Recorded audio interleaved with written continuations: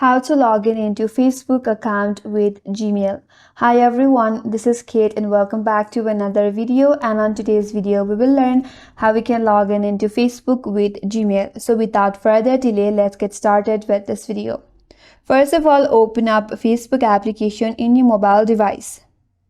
Here tap on log into another account and you will land on login page. So here on the login screen, you have to enter your Gmail address in the Gmail or phone field. So here it is. So make sure to type in your valid email address that you have used while creating your account. So make sure your Gmail address is linked to your Facebook account.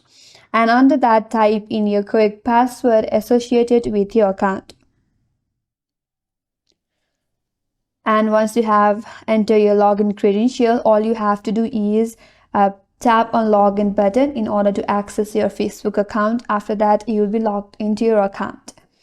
So this is the way to log in into Facebook account using your Gmail account. And that's all for today's video. Hope this video was helpful, and if you're new to our channel, consider subscribing. Thank you for watching and stay tuned for more videos.